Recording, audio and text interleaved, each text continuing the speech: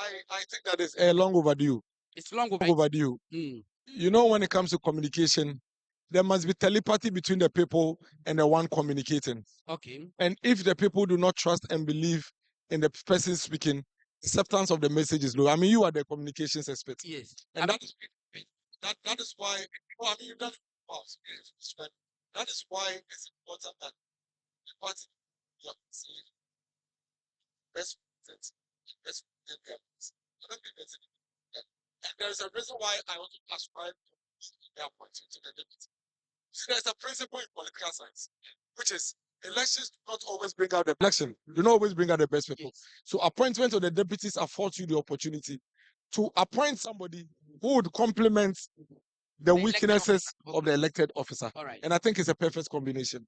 All right. But if you look at the rationale behind this motion, that they are saying that it's always been fraught with a lot of challenges faced by favoritism and then lack of candor.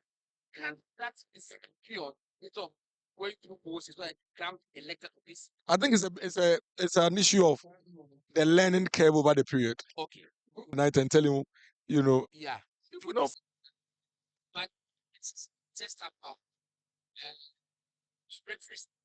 Where the best man and times and times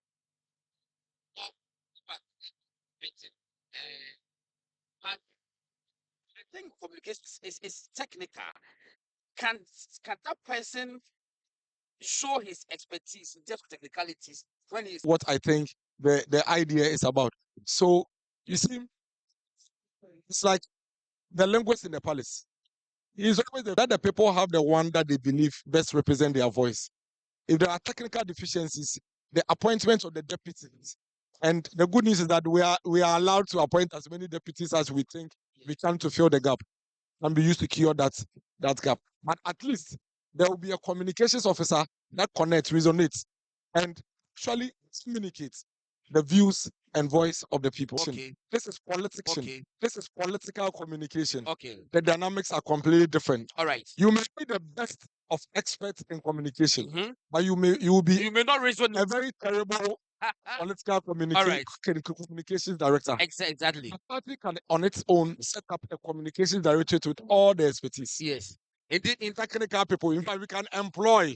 Indeed, there's a certain prophet Exactly. on radio. So we cannot treat communications, political communications in that manner. Okay. The rule in political communication is be a political communicator. Exactly. Basically, that is what it is. If there are issues, the other technical issues will be how much versed the person is in branding, how much versed the person is in media management. We can always get technical people to handle that. All right. In the communications directorate, you can appoint. Then you would handle political communications that the people want. Right. Because ultimately, you are the view, you are the voice and the face of the party. And I think that should be superior to every other thing. All the other things can be fixed. But getting the right face and voice of the party, and we may not be able to use the technical thing to satisfy that. All right. So, folks, this is Miracles Abuaje. It's been a pleasure having you here. Thank you, God. We are bringing you live coverage of the NPP National Delegates Conference with the theme Rebuilding Together with Our Values. When we get some of the big ways, we are going to talk about the values of the party. For the New Patriotic Party. Okay. Yes, so I've been around. Right. So, welcome. Just first of all, ask you, what are your expectations of today's activities? What are your expectations? Especially because of the brouhaha. I don't know whether I should say the needless brouhaha or the brouhaha that premeditated today's event. What are your expectations? First of all, let me thank you, Mr. Gordon Asari Diako. Just call me Gordon. No. I have to. Yeah, Mr. Isn't it? No. Acknowledge that and give me this opportunity. Yes, many of the view that the delegate shouldn't even have happened.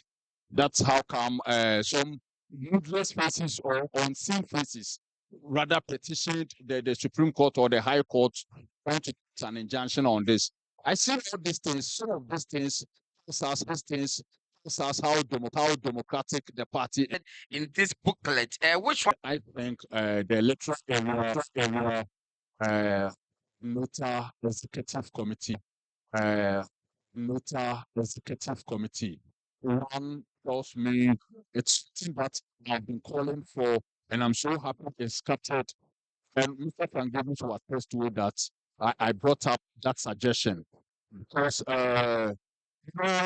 Motion 5 says amend Article 6 of the Constitution to provide for an electoral area executive committee structure yes, made up of 5 members who shall all be elected, comprising the electoral area chairperson, secretary, organizer, communications officer, and electoral affairs officer. That motion 6 says amend Article 6(1) of the Constitution to increase the polling station executives from 5 to 7. right. Not behind it is that in the various electoral areas. For instance, let me make mention of one electoral area in my constituency. If you take a threshold electoral area, That's what that area. that's my hometown. Oh, And that's an electoral. There's only one person who supersede the polling station executive. mhm, Happy to be the electoral area coordinator. okay. We have electoral area executive committee. It's 5 people or 5 persons. Committee Yes, structure. to comprise the five So he- persons. To comprise the five So persons. there was no electoral area executive committee, but we Yes. had one. Coordinator, electoral coordinator. Yes. Wow. So means we are going to have. Are we going to have 6 or we are going to have No, 5? we're going to have four in addition to the existing one. We get motions that they seek to amend. What's your take on it? Because it came in 2009 for a reason. There were so many people who were contesting. Now the party wants to take this particular system out of the way and allow everybody and the delegates to be parts. And I think this motion is one of the biggest. Let me put it that way. And for the amendments, yes, it should be. We should scrap it totally. We should scrap it off. Why? Because in the run up to the 2009 amendment of this wasn't yet in. We had a limited number of persons who were that of the presidential candidates and of the 17 chiefs. So the party sought to kind of work out in trying to number for the delegate conference. Because we are ready to canvass for votes and to lead the party as the running so that yes, I am ready. If I'm ready to go around the country, and that markets the party, that sells the party. Because today, all the major stations in Ghana and across are talking about MPP delegate conference. Aren't we marketing the party? We are. So if it continues that from here, to make sure that the grassroots are all involved in taking a leader for the party once and for all. So it's very custom adopted. You're going to have hundreds of thousands of people Yes. deciding for the who becomes the presidential candidate. Also, who the number of people who are actually going to aspire to run. You could have the 17 people running as you saw somewhere in the 2000s. And Once the opening or the forms, the nomination, you put in certain stringent measures because you have to be somewhere before you get somewhere. right. You don't just run well. So if you are not part of it, it's like going to the polling station and telling me that you want to be a parliamentary candidate. You have to have contributed in your constituency for at least 2 to 3 years before you can become a parliamentary candidate. So we look at all these things and put it in and make sure that there are people who are serious who want to come in. It's not yes. When you open the floodgates and the fact that the grassroots all involved, let us open the grassroots so that more people will come in and vote. Then go ahead and vote. Very soon to get to a situation where it's going to be only card-bearing members of the. Where is the capacity coming from? Looking at this scene for the conference. See, the values are changing, and that's what has happened as at now. So it's better to now bring people together and let them know that listen, we have values in the party. Let us sit down, let us reflect, let us rebuild it. The values of the party. It became a situation where people think that it's only those who have gone to school or those who just want to lead the party that are doing it. But now you, apart from going to school, you have to know the values of the party in which you belong. And that's what will help us propel this country to the level that we want to get to. The values. I want to know what these values are. What specific values are we I talking get you. about? We are a property owning democracy party. We are people who make sure that we give, especially our people.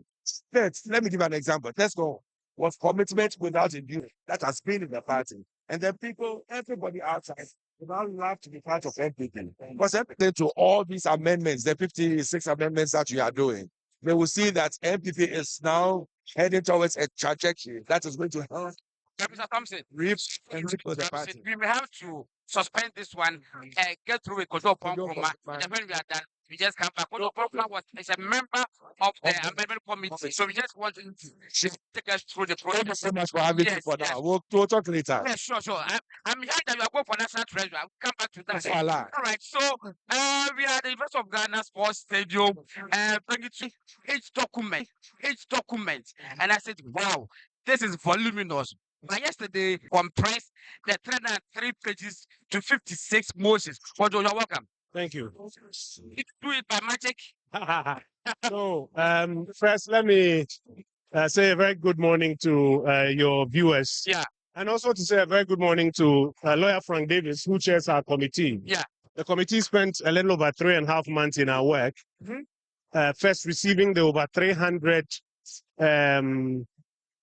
petitions that came forward, and then specifically trying to such proposal. Really? Scrap such proposal. Really? Scrap all the aims and objectives of society. The future that proposal for the amendment, that they want the amendment to start with their names. Like because of what you have done here, these proposals or motions are not standing in the names of individuals.